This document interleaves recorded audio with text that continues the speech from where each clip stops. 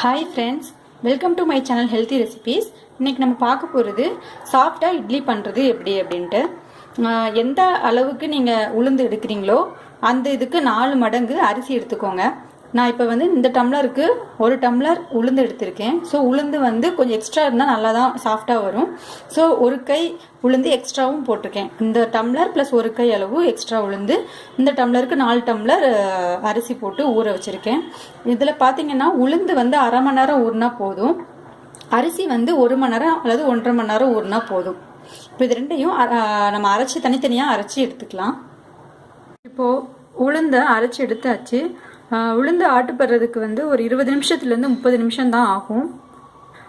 உளுந்து நீங்கள் ஊற வைக்கும் போதே அதை ஃப்ரிட்ஜில் தூக்கி வச்சிட்டிங்க அப்படின்னா அந்த கூல் வாட்டர்னால உளுந்து சூடாகாமல் இருக்கும். அதனாலேயும் சாஃப்ட் இட்லி கிடைக்கும்.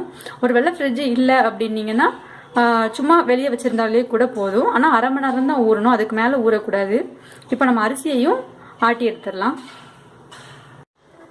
இப்போது அரிசியையும் ஆட்டி எடுத்துட்டேன்.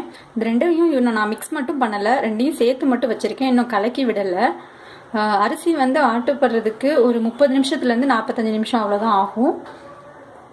ஸோ இப்போ நம்ம ஒரு கரண்டியால் இதை நல்லா கலக்கி விட்டுடலாம். இப்போது கரண்டியால் நல்லா கலந்து விட்டாச்சு. ஓரளவுக்கு தோசை மாவு பதத்தில் இருக்கணும். அப்படின்னா தான் இது புளிக்கும் போது இன்னும் கொஞ்சம் இறுகும். ஸோ அப்போ தான் இட்லிக்கு கன்சிஸ்டன்சி கரெக்டாக இருக்கும். ஓரளவுக்கு இந்த கன்சிஸ்டன்சியில் இருக்கிற மாதிரி பார்த்துக்கோங்க. இதை நம்ம ஒரு 6 to 7 hours புளிக்க வைக்கணும். பெஸ்ட்டு நீங்கள் சாயங்காலமாக ஒரு 5:30 போல் உளுந்து ஊற போட்டிங்க அப்படின்னா, உளுந்தையும் அரிசியும் ஊற போட்டிங்கன்னா கரெக்டாக இருக்கும். நீங்கள் ஆட்டி முடிக்கிறதுக்கு ஒரு 7 மணி 7:30 ஆகும். ஸோ அதை புளிக்க வைக்கிறதுக்கு கரெக்டாக இருக்கும். காலையில் ஒரு 5 மணிக்கு போல் நீங்கள் எடுத்து அதை ஃப்ரிட்ஜில் வச்சிடலாம், அல்லது நீங்கள் இட்லி சுட ஆரம்பிச்சிங்கனாலும் கூட அது கரெக்டாக இருக்கும். ஸோ 6 to 7 மணி நேரம் கழித்து பார்ப்போம். இது நல்லா பொங்கி வரும், அது எப்படி இருக்குன்னு பார்க்கலாம். இப்போது ஒரு 7 மணி நேரம் ஆயிடுச்சு. மாவு நல்லா பொங்கி வந்துடுச்சு. கொஞ்சம் வெயில் காலமாக இருந்தால் 6 மணி நேரம் கிட்ட போதும். ஆனால் கொஞ்சம் குளிர்காலமாக இருந்தால் எப்படியும் ஒரு 8 மணி நேரமாச்சும் தேவைப்படும். இப்போ நம்ம இது இட்லியாக ஊற்றலாம். இப்போ இட்லி மாவை வேறு ஒரு பாத்திரத்தில் கொஞ்சமாக எடுத்து வச்சுருக்கேன்.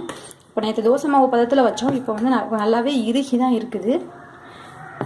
இது இப்படியே இருந்துச்சுன்னா இட்லி கொஞ்சம் ஹார்டாக தான் வரும். ஸோ நம்ம கொஞ்சமாக தண்ணி விட்டுக்கலாம், தேவையான சால்ட்டும் ஆட் பண்ணிக்கலாம். சால்ட் ஆட் பண்ணிட்டேன், ரொம்ப கொஞ்சமாக தண்ணி விட்டுக்கிறேன்.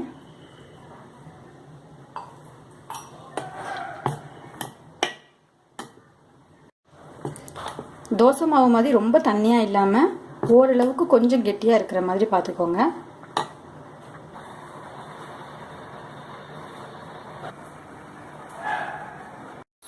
இட்லி வேகிறதுக்கு 10 minutes தான் ஆகும். ஹை ஃப்ளேமில் ஒரு 10 minutes நம்ம இப்போ இட்லியை வேக வச்சு எடுக்கலாம். 10 minutes ஆயிடுச்சு. அது மட்டும் இல்லை, இட்லி தட்டை வெளியே எடுத்ததுக்கப்புறம் ஒரு 2 to 5 minutes ஆச்சும் நம்ம அது இட்லி தட்டிலேயே வச்சுருக்கணும். அப்போ தான் அது ஒழுங்காக வரும். இப்போ அதை நம்ம வெளியே எடுத்துடலாம். சாஃப்டான இட்லி ரெடி ஆகிடுச்சு. ட்ரை பண்ணி பார்த்துட்டு உங்களுடைய கமெண்ட் ஷேர் பண்ணுங்கள். பிடிச்சிருந்துச்சுன்னா லைக் பண்ணுங்கள். மறக்காமல் சேனலை சப்ஸ்கிரைப் பண்ணுங்கள். தேங்க்யூ அண்ட் கீப் வாட்சிங்.